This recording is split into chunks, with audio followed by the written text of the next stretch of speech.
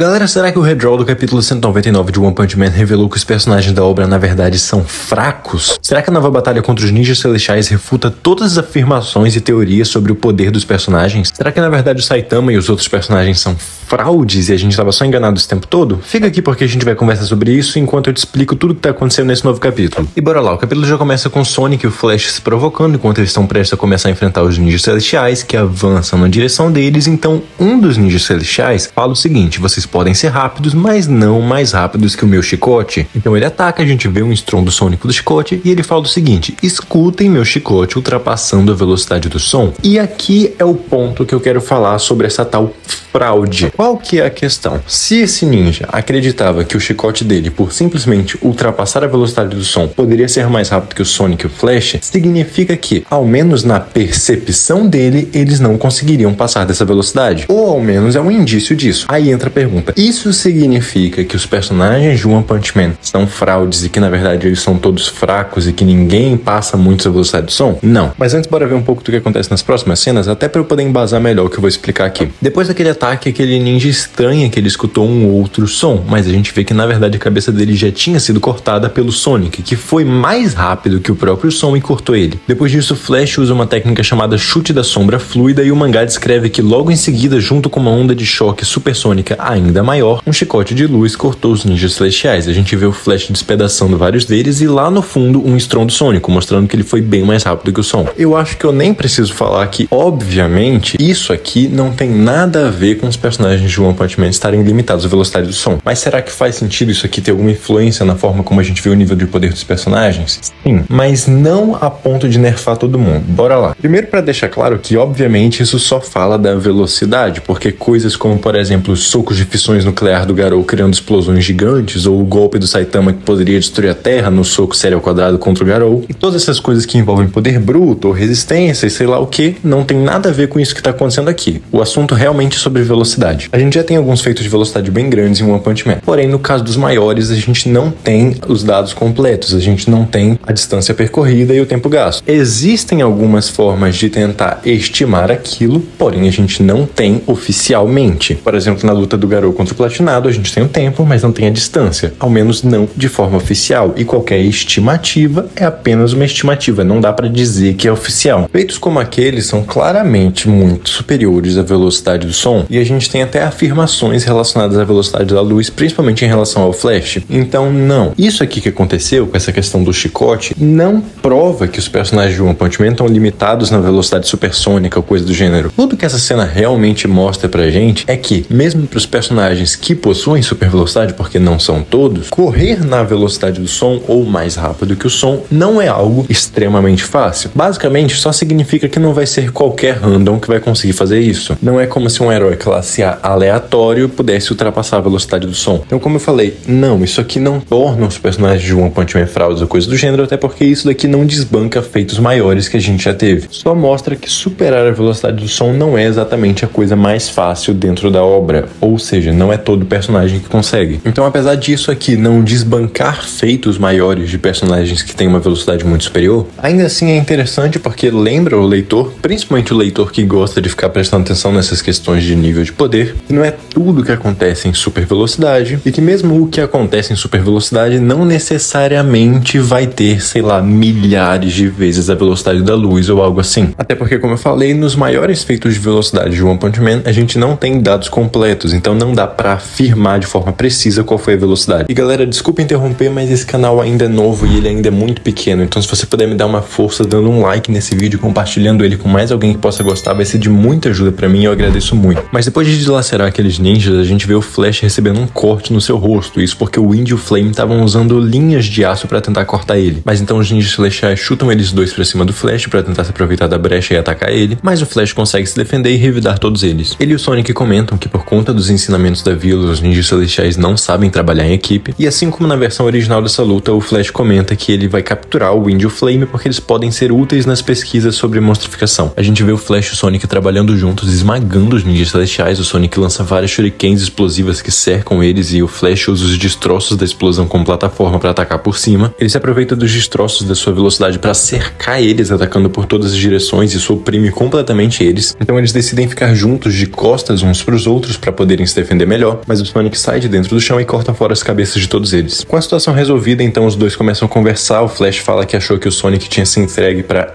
ele, e o Sonic fala que ele não liga, ele só achou que seria uma oportunidade perfeita para cortar totalmente os laços com a vila e testar a força do Flash. Comenta que o Flash vai ser o braço direito do líder dessa nova vila, que no caso seria ele. O capítulo encerra com o Flash brincando, dizendo que o Sonic é o líder mesmo sendo mais fraco que ele, e o Sonic brincando de volta na teoria, né, dizendo que vai matar ele. Eu achei muito bom que essa luta foi resumida nessa nova versão, porque a luta original não precisava ter durado todos aqueles capítulos. Aqui mostrou muito bem como o Flash e o Sonic são muito superiores aos ninjas flashais, eles destroçaram completamente eles e sem muita dificuldade. Isso provavelmente significa que logo o Empty Void vai aparecer. Com a aparição dele, sim, vocês podem esperar uns feitos de velocidade bem maiores, porque com isso que aconteceu nesse capítulo, a gente consegue interpretar que todos os ninjas flashais estavam numa casa supersônica no máximo, e o Flash e o Sonic facilmente massacraram eles. Como eu falei, isso aí não torna o universo de One Punch Man, por assim dizer, mais fraco, mas serve como um bom lembrete de que não é todo mundo que tem velocidade da luz, ou sequer velocidades hipersônicas, coisa do gênero. Até porque, se a gente for lembrar, a maior parte dos personagens não tem super velocidade como seu estilo de luta. Esse redraw tá sendo muito interessante, eu diria que muito mais que a versão original, as coisas estão seguindo num ritmo bem melhor. Se você quiser ficar por dentro do que vai acontecer nos próximos capítulos de One Punch Man, já se inscreve aqui no canal e liga o sininho das notificações, porque eu vou trazer vídeos sobre todas as novidades do mangá aqui pra vocês. Também, se quiser entender um pouco melhor do que aconteceu nos últimos capítulos, clique em um dos vídeos que eu tô deixando na tela, eu tenho certeza que você vai gostar.